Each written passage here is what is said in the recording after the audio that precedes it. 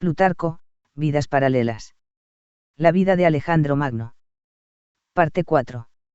61. De resultas de la batalla contra Poro murió Bucéfalo, no desde luego, sino al cabo de algún tiempo, cuando, según los más, se le estaba curando de sus heridas, pero, según dice Onosícrito, fatigado con un trabajo que no podía ya llevar por su vejez, pues tenía 30 años cuando murió. Sintiólo profundamente Alejandro, creyendo haber perdido en él nada menos que un amigo y un doméstico, y edificando en su memoria una ciudad junto a Lidaspes, la llamó Bucefalia. Dícese que habiendo perdido también un perro llamado Peritas, al que había criado y del que gustaba mucho, edificó otra ciudad de su nombre. Soción escribe que así se lo oyó decir a Potamón, de Lesbo. 62. El combate de Poro desanimó mucho a los macedonios, apartándolos de querer internarse más en la India, pues no bien habían rechazado a este, que les había hecho frente con 20.000 infantes y 2.000 caballos, cuando ya se hacía de nuevo resistencia a Alejandro, que se disponía a forzar el paso del río Ganges, cuya anchura sabían ser de 32 estadios, y su profundidad de 100 brazas, y, que la orilla opuesta estaba cubierta con gran número de hombres armados, de caballos y elefantes, porque se decía que le estaban esperando los reyes de los Gandaritas y los Preslos, con 80.000 caballos, 200.000 infantes, 8.000 carros y 6.000 elefantes de guerra. Y no se tenga esto a exageración, pues Androcoto, que reinó de allí a poco, hizo a Seleuco el presente de 500 elefantes, y con un ejército de 600.000 hombres corrió y sojuzgó toda la India. Al principio, de enojo y de rabia, se retiró Alejandro a su tienda y allí permanecía encerrado, diciendo que nada agradecía lo antes hecho si no pasaba el Ganges, y que miraba aquella retirada como una confesión de inferioridad y vencimiento.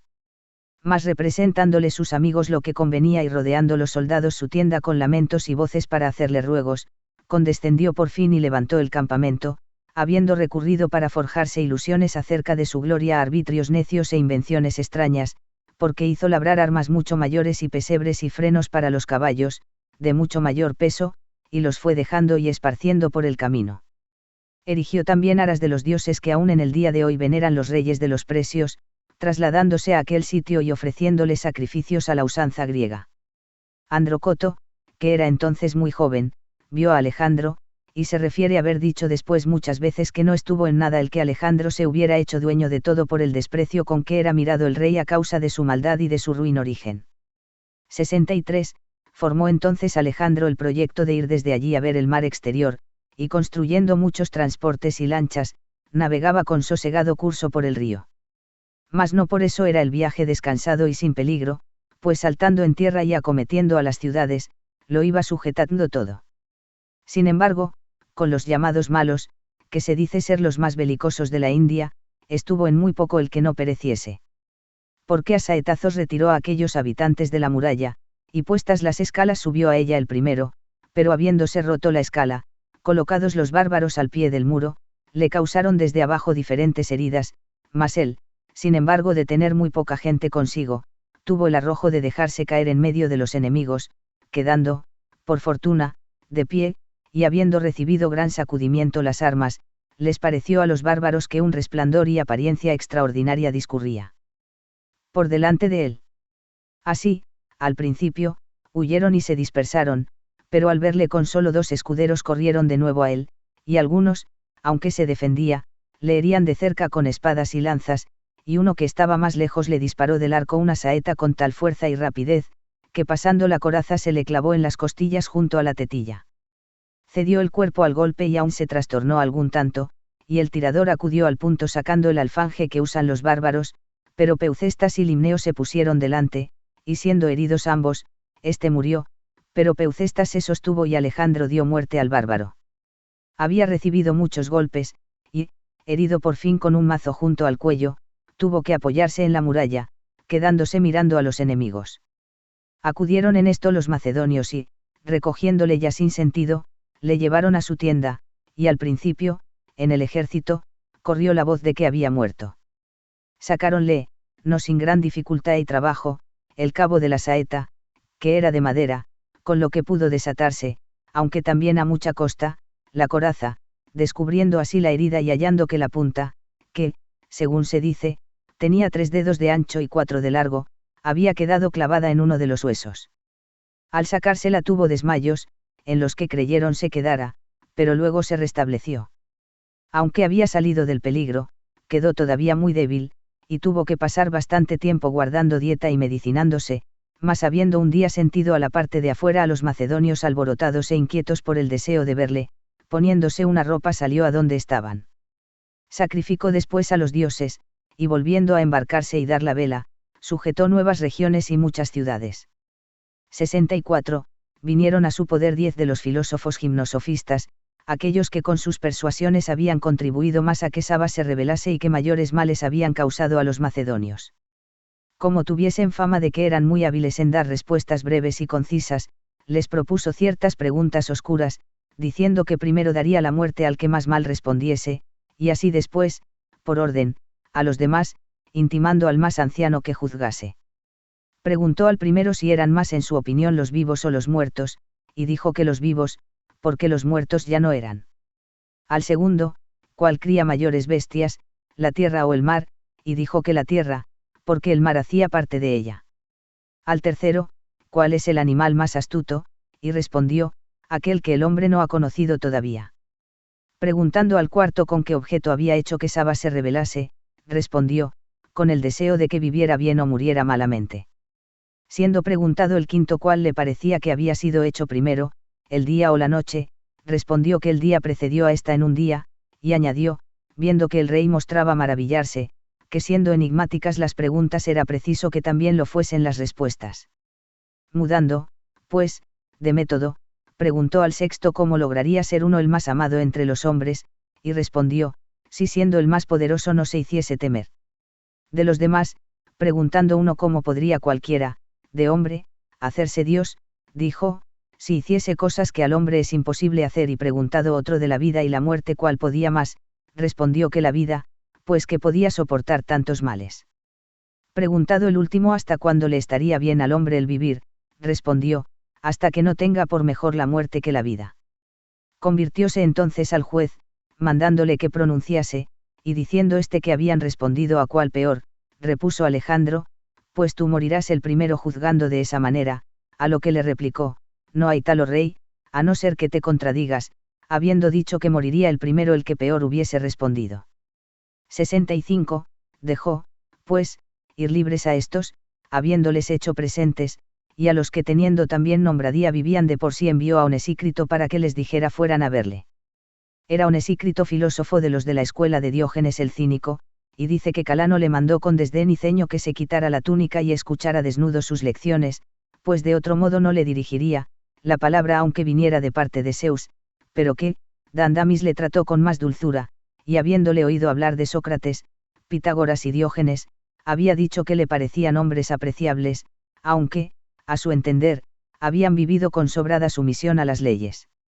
Otros son de opinión no haber dicho Dandamis más que esto, pues con qué motivo ha hecho Alejandro un viaje tan largo para venir aquí, y de Calano alcanzó Taxiles que fuera a ver a Alejandro. Su nombre era Esfines, pero como saludaba a los que le hablaban en lengua india, diciendo Calé en lugar de Dios te guarde, los griegos le llamaron Calano. Dícese que presentó a Alejandro este emblema y ejemplo del poder y la autoridad, que fue poner en suelo una piel de buey seca y tostada, y pisando uno de los extremos, comprimida en aquel punto, se levantó por todas las demás partes, hizo lo mismo por todo alrededor, y el suceso fue igual, hasta que, puesto en medio, la detuvo y quedó llana y dócil, queriendo con esta imagen significar que el imperio debía ejercerse principalmente sobre el medio y centro del reino, y no haberse ido Alejandro a tanta distancia. 66. La bajada por los ríos al mar le consumió el tiempo de 7 meses, y entrando con las naves en el océano se dirigió a una isla, que él llamó Estilustis, y otros Siltucis. Descendiendo en ella, a tierra, sacrificó a los dioses y se hizo cargo de la naturaleza de aquel mar y sus riberas hasta donde pudo alcanzar, y haciendo plegarias a los dioses para que no fuera dado a ningún hombre el pasar los términos de su expedición, retrocedió. En cuanto a las naves, dio orden de que costeasen, teniendo la India a la derecha, y nombró comandante a Nearco, y primer piloto a Onesícrito.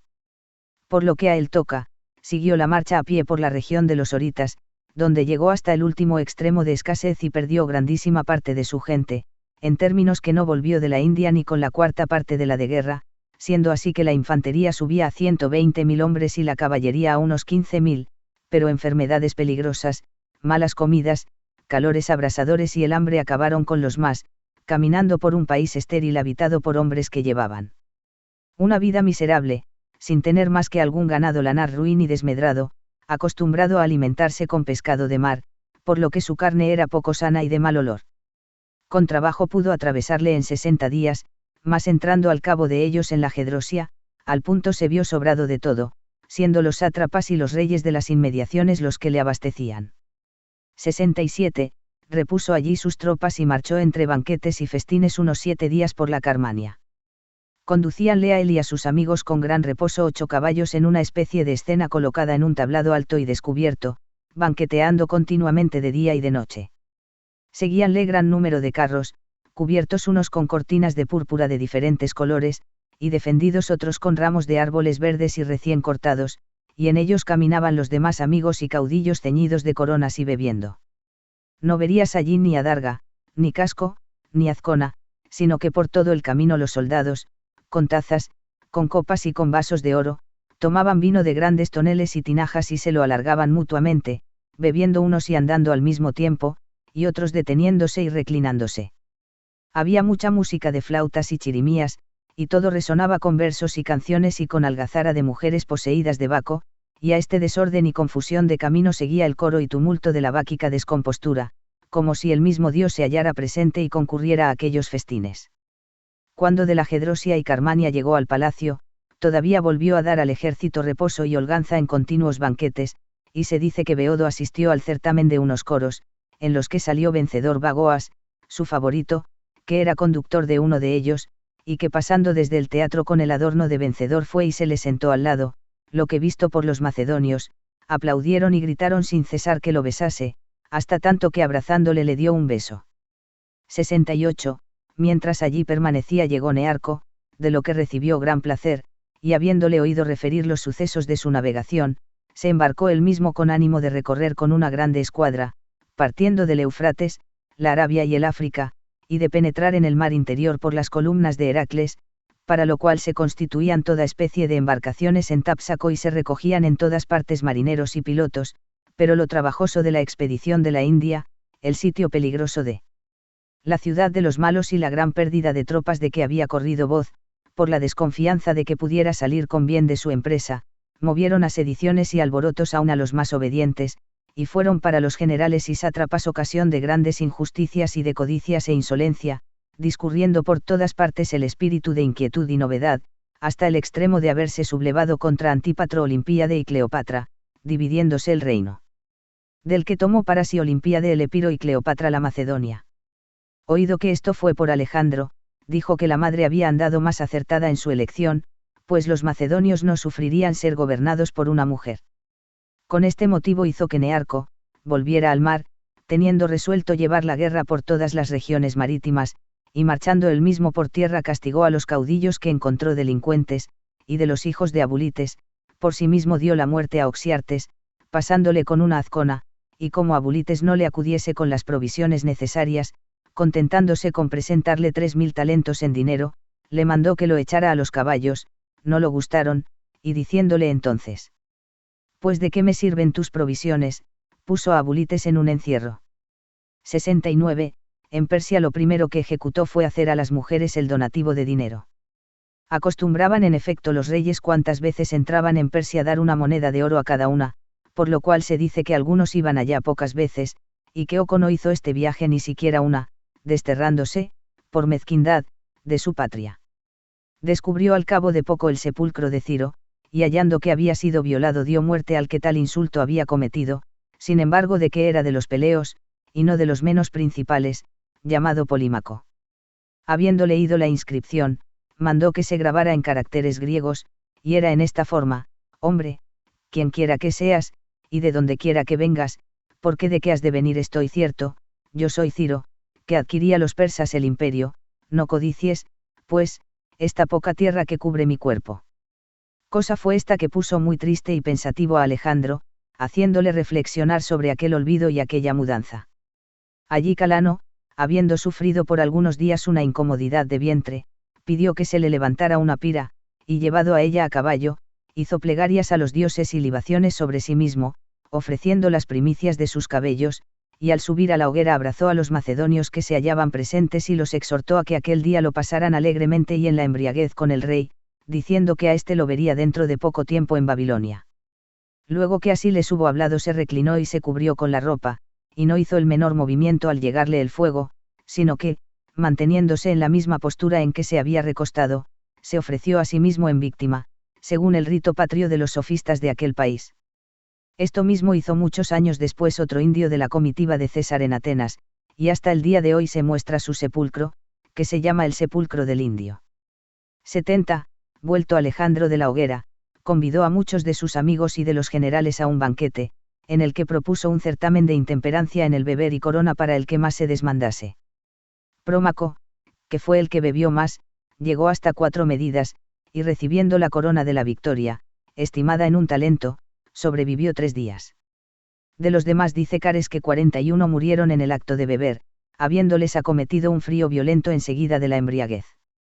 Celebró en Susa las solemnes bodas de sus amigos, y tomando él mismo por mujer a la hija de Darío, Estatira, repartió las más principales a los más ilustres, y de una vez hizo a estos y a los demás macedonios, que ya antes se habían casado, el obsequio del banquete nupcial, en el que se dice que, siendo 9000 los convidados, se dio a cada uno una copa de oro para las libaciones, y a este respecto fue todo lo demás, en maravillosa manera.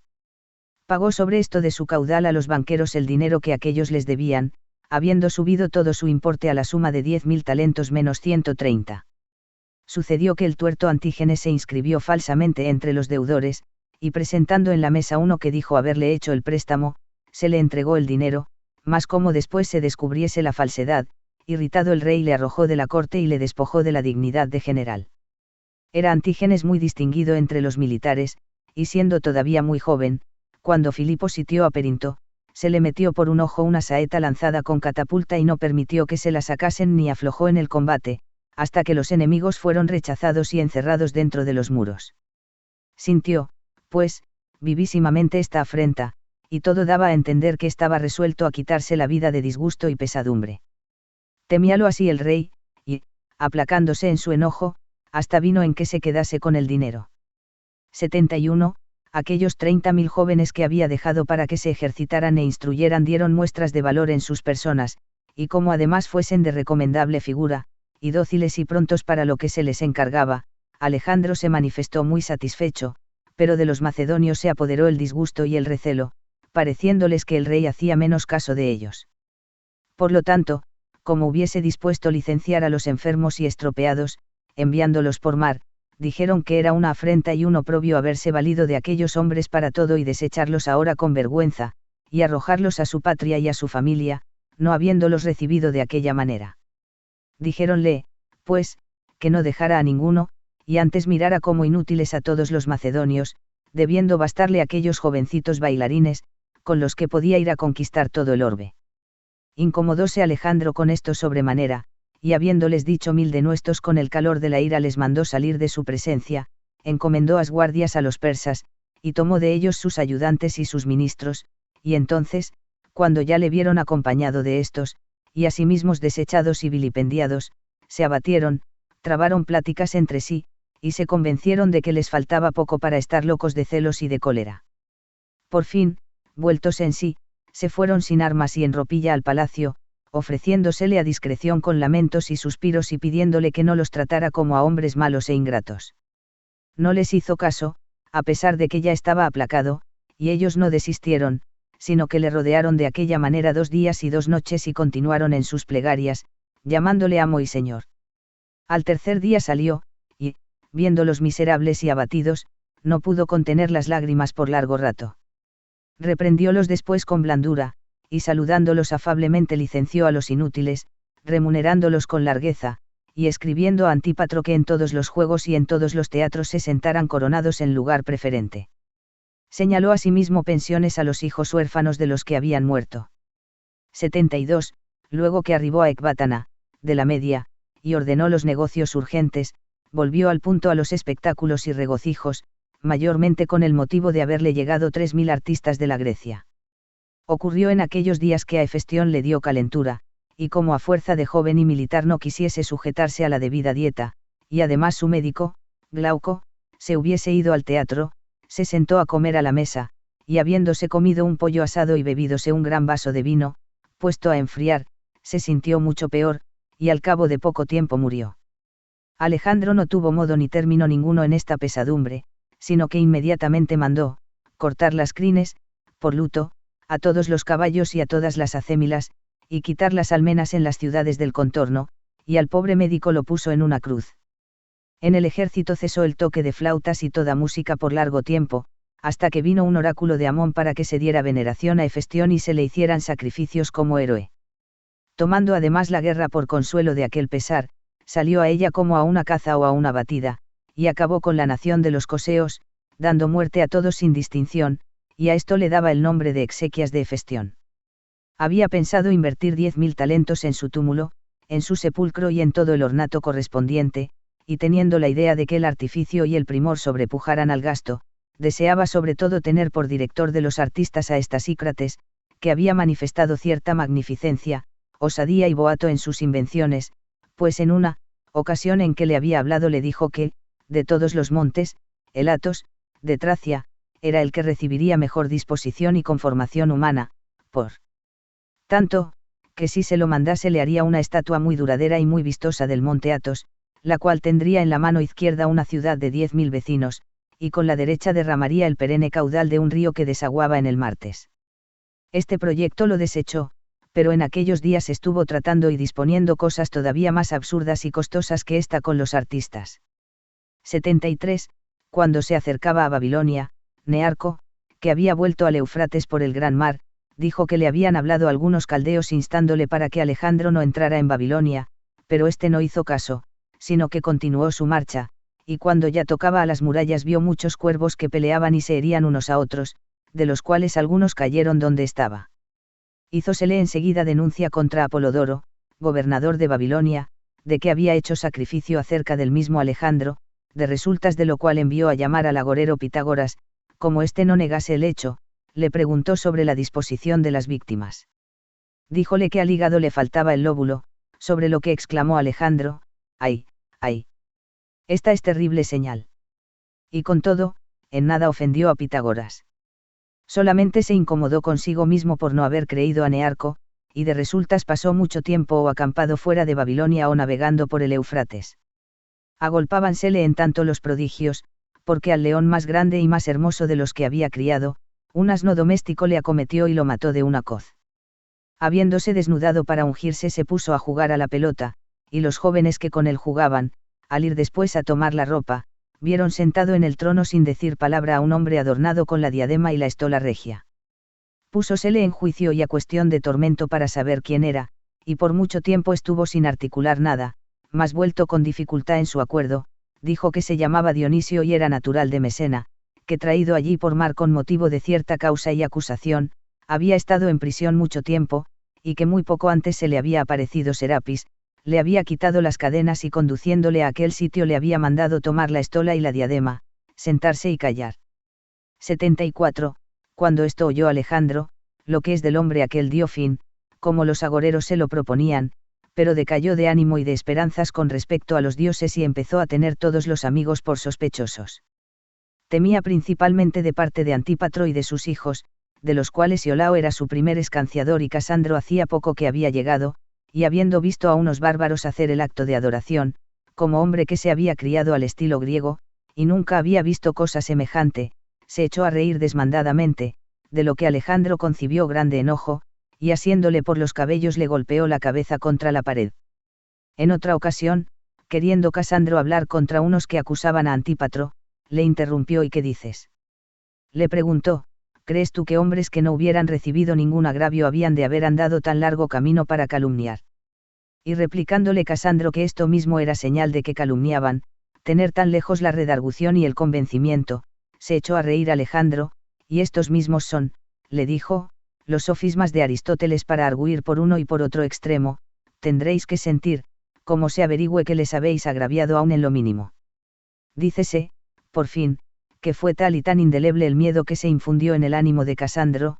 que largos años después, cuando ya reinaba en Macedonia y dominaba la Grecia, paseándose en Delfos y viendo las estatuas, al poner los ojos en la imagen de Alejandro se quedó repentinamente pasmado, y se le estremeció todo el cuerpo, de tal manera, que con dificultad pudo recobrarse del susto que aquella vista le causó.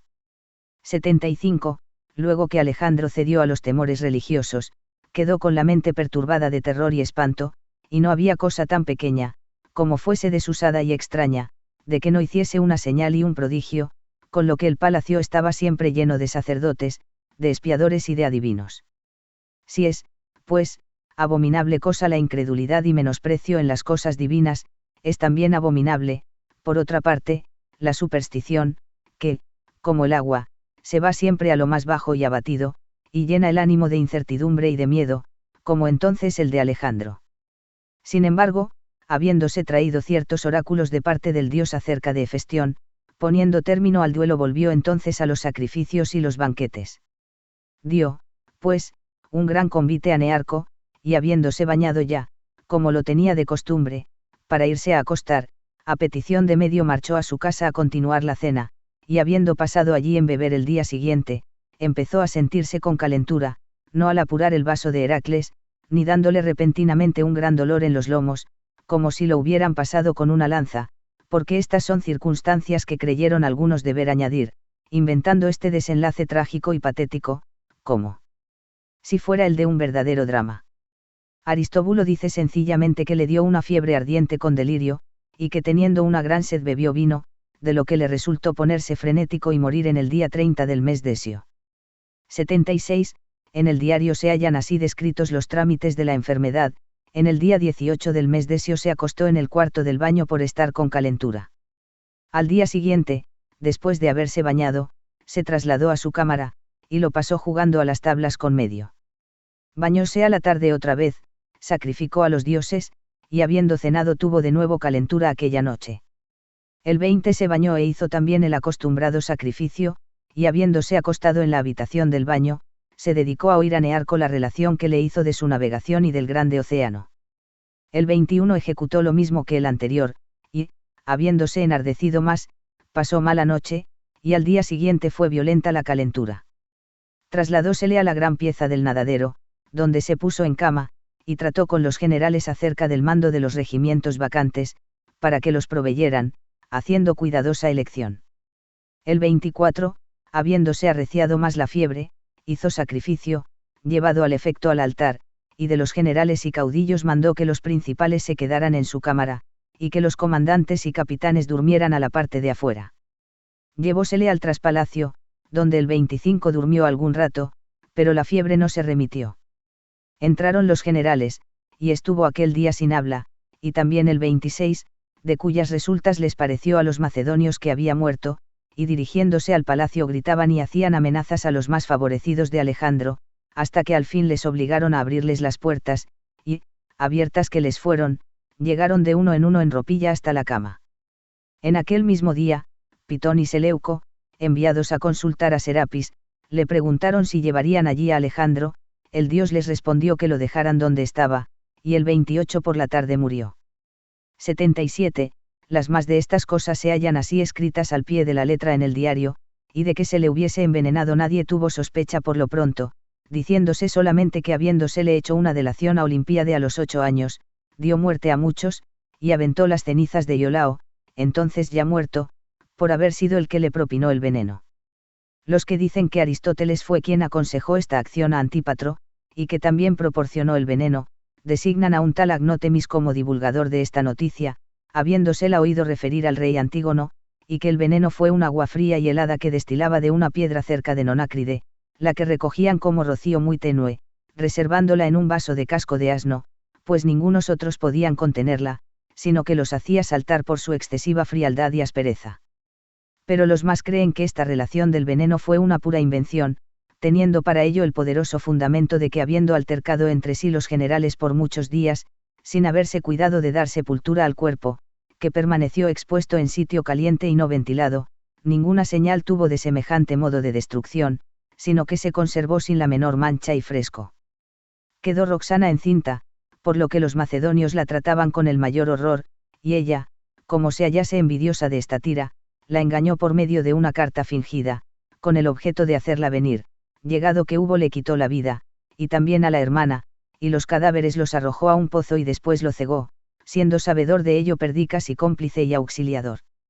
Porque éste alcanzó desde luego gran poder, llevando consigo a Arrideo como un depositario y guarda de la autoridad real, pues que había sido tenido en Filina, mujer de baja estirpe y pública, y no tenía cabal el juicio por enfermedad no natural o que le hubiese venido por sí sin causa, sino que habiendo manifestado, según dicen, una índole agraciable y buena disposición siendo todavía niño, después Olimpíade le hizo enfermar con hierbas y le perturbó la razón.